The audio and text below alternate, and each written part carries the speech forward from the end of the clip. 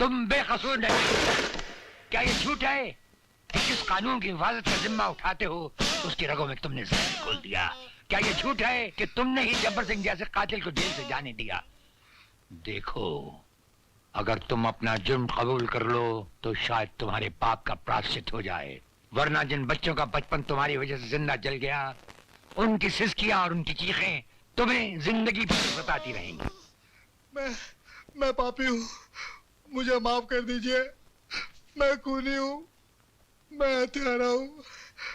मैं नहीं जानता था कि वो ऐसा करेगा, वरना मैं जब्बार सिंह को जेल से किसी हालत में नहीं छोड़ता।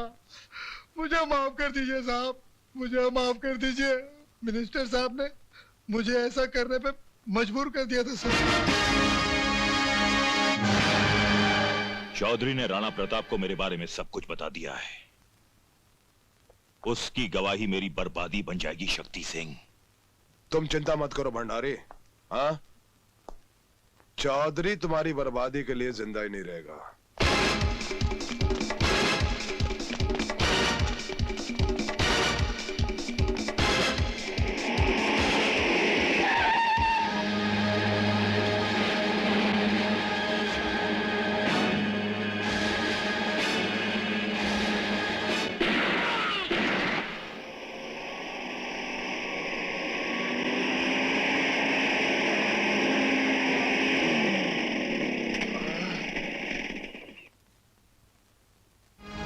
चौधरी सर, मुझे बेनी प्रसाद के लोगों ने मारा है। बेनी प्रसाद? क्या बात है? जुल्म की कहानी बहुत देर तक नहीं दोहराई जा सकती। तुम सर से पांव तक बेगुनाहों के खून में डूबे हुए हो। कौन सा खून? अनाथ आश्रम में जल गए हुए मासूम बच्चों का खून, असिस्टेंट जेलर चौधरी का खून। क्या सबूत है इन बातों का? हर हत्यारा समझता है कि उसकी चालाकी सब सबूत मिटा देगी। भूल जाता है कि जब खून टपकता है तो जम जाता है, अपना निशान छोड़ जाता है और फिर चीख चीख कर पुकारता है कि मेरा इंतकाम लो, मेरा इंतकाम लो। इंतकाम की बात बाद में करना जेलर। सबसे पहले अदालत को ठोस सबूत चाहिए जो तुम्हारे पास है ही नहीं। हमारे पास दौलत है, पुलिस है, ताकत है, इन सब की शक्ति है, इन सब का वसीला है हमारे पास। वसीला, सबूत? हमारे पास सबूत है।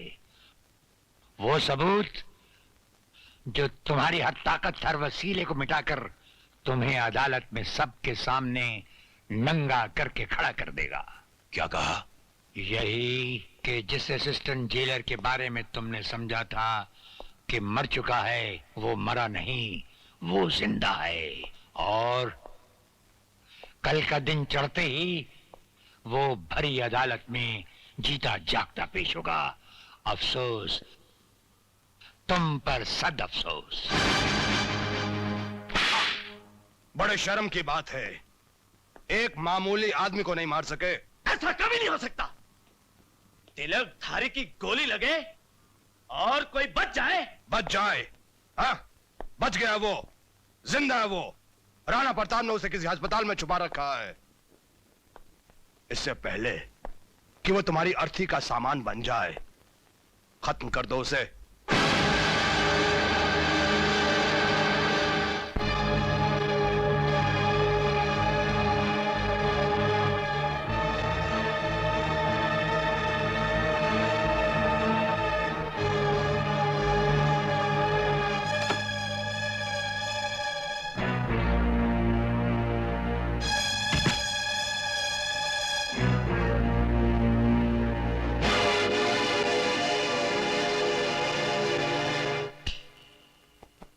मुर्दे को दोबारा नहीं मारा करते, नहीं तो मुर्दा जाग उठता है लल्लू। देख, आगे मत बढ़ना, चक्कू मार दूंगा। अरे हाथ तो तेरे कांप रहे हैं, तो चक्कू क्या करेगा?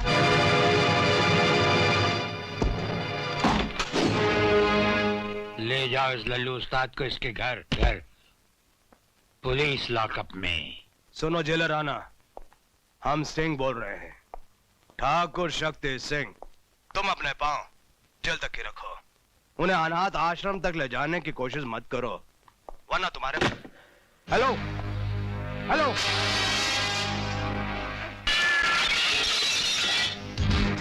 एक मामूली सा जेलर और शक्ति सिंह के साथ टक्कर? हाँ? उसने फोन रखकर खुद अपनी जबान को हमेशा के लिए बंद कर लिया है। मुझे वो जेलर चाहिए, अभी और इसी वक्त, जिंदा या मुर्दा। हाँ? Get out!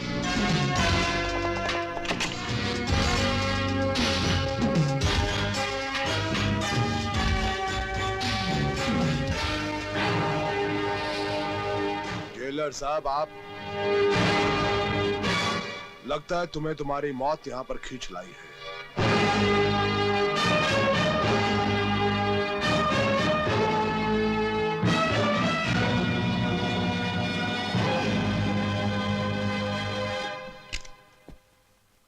इस खिलौने को संभाल के रखो, रात को मच्छर मारने के काम आएगा। देखो जेलर, तुम हमारे और उस आश्रम के बीच में मत आओ। हाँ?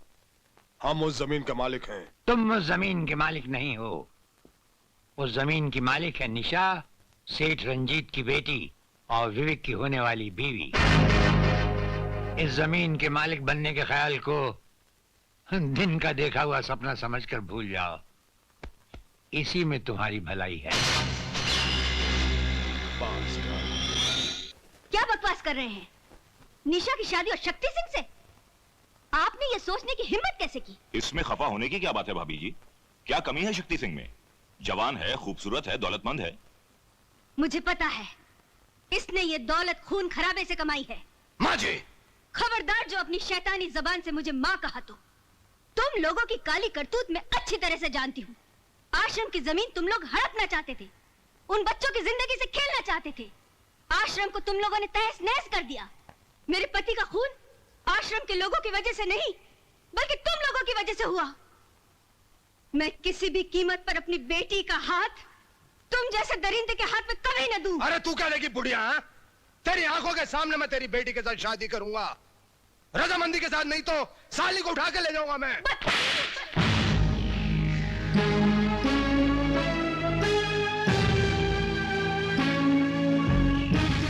कमीने, जितना मारना है मार, लेकिन अपने जीते जी ऐसा कभी नहीं होने दूंगी।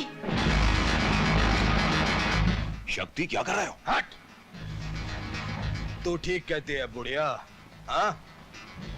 तेरे जीते जी नहीं, तेरे मरने के बाद ही सही। ये क्या किया शक्ति सिंह? तुमने खून कर दिया। हाँ, खून किया मैंने। इस बुढ़िया का नहीं, किसी की मोहब्बत का, किसी की मोहब्बत का खून किया मैंने। क्या मतलब? नहीं समझे? आओ समझाता हूं मैं। निशा, निशा, कमाल है, घर में कोई भी नहीं। निशा, माजी, माजी, माजी।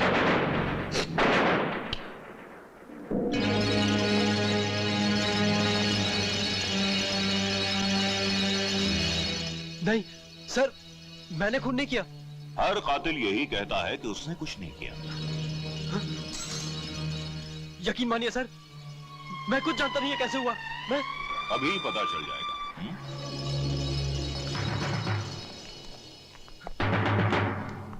आइए इंस्पेक्टर साहब, इसने मेरी आंखों के सामने सुमित्रा देवी का खून किया है, इसे गिरफ्तार कर लीजिए। ये झूठ बोल रहे हैं इंस्पेक्टर साहब, ये झूठ बोल रहे हैं। इसका फैसला अदालत करेगी। चलो। यकीन मानिए इंस्पेक्टर साहब, ये झूठ बोल रहे हैं।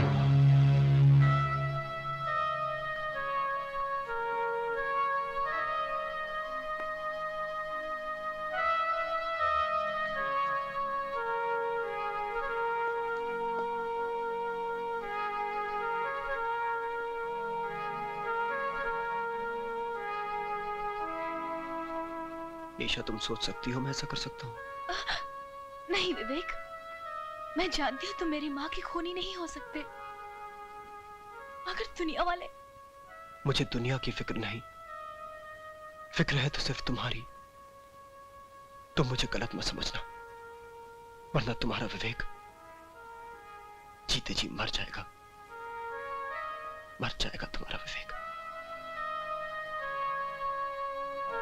समझ में नहीं आता कि वो कौन है जो मुझे तुम्हारी नजरों से गिराकर तुमसे दूर करना चाहता है।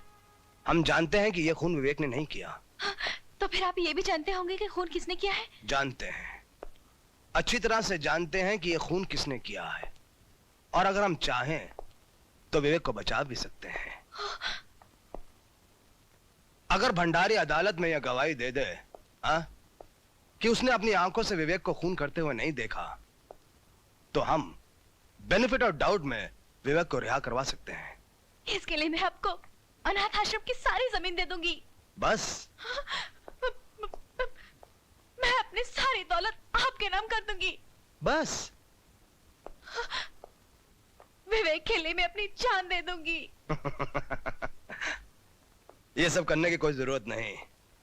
हाँ, अगर करना ही है तो अपने आप को मेरे हवाले कर दो। नहीं, ऐसा कभी नहीं हो सकता। अगर तुम विवेक से प्यार करती हो, उसकी जिंदगी बचाना चाहती हो, तो ऐसा ही होगा। नहीं, मैं अदालत को सच्चाई बताऊंगी। विवेक को बचाने के लिए मैं दुनिया का बड़े से बड़ा वकील खड़ा करूंगी।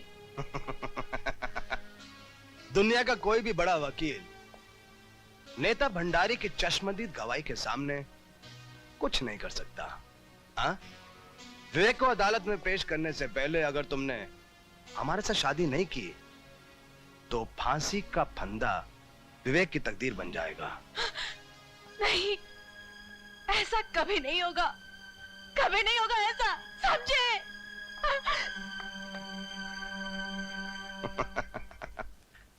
ऐसा ही होगा। अरे विवेक, तुम यहाँ कैसे आ गए? भैया बता बता क्या बात है? भैया, मैं आश्रम में काम कर रहा था कि अचानक मुत्तु स्वामी सेठ रंजीत सिंह का पीए वहां आया और उसने मुझे बोला कि निशा ने बहुत जरूरी काम से मुझे घर बुलाया। जब मैं वहां पहुंचा तो निशा वहां नहीं थी, बल्कि निशा की माँ की लाश खून से लथपथ पड़ी हुई थी। मुझे समझ में नहीं आया मैं क्या करूं। तभी मिनिस्टर बैनी प्रसाद पुलिस के साथ वहां पहुंचे और उन्होंने मुझे खून के इल्जाम में गिरफ्तार कर लिया।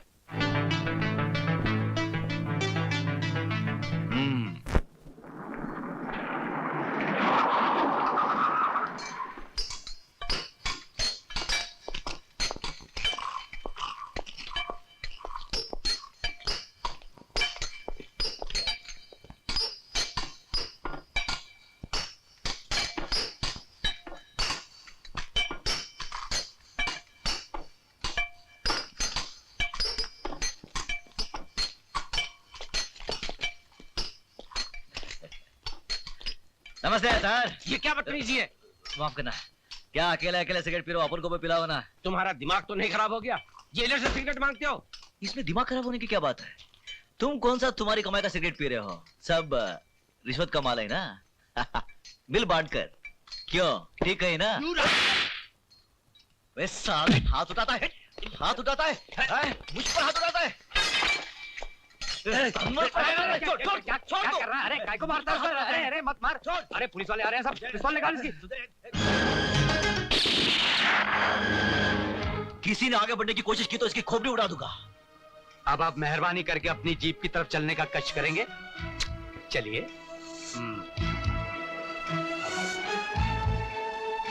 खबरदार!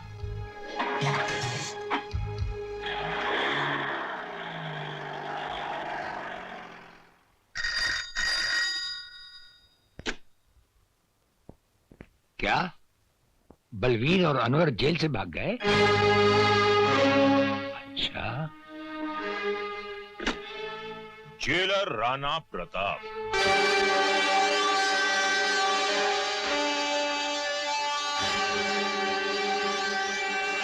राणा प्रताप, वो राणा प्रताप जिसकी इजाजत के बगैर उसकी जेल से हवा भी नहीं गुजर सकती। आज उसकी जेल से एक साथ 2 कैदी भाग गए।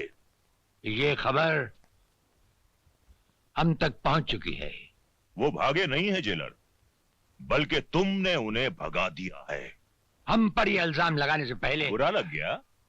उस दिन हमें भी बहुत बुरा लगा था जब आप हमारे घर आए थे हम पर एक झूठा और बेबुनियाद इल्जाम लगाने। उस इल्जाम की एक मजबूत बुनियाद है। जिस दिन तिलकधारी की जबान पुलिस ने खुलवा दी, जो कि वो जरूर खुलवाएगी, उस दिन उस इल्जाम की सच्चाई आपके सामने आ जाएगी। For your kind information jailer साहब, तिलकधारी को हमने पुलिस लॉकअप से जमानत पर छुड़वा लिया है। वो तो जब हम चाहेंगे पुलिस उसे दोबारा हमारी हिरासत में ले आएगी। वो तो जब होगा तब होगा। फिलहाल उन 2 कैदियों को फरार कराने के इल्जाम में अगर हमने आपकी वर्दी नहीं उतरवा ली तो हमारा नाम बेनी प्रसाद भंडारी नहीं। वो तो जब होगा तब होगा। अगर उन 2 फर्रार कैदियों को हम तलाश करने के बावजूद भी ना ला सके तो हम ये वर्दी उतारकर आपके गले में डाल देंगे। हमारे जैसा हर अफसर अपने फर्ज को पहचानता है।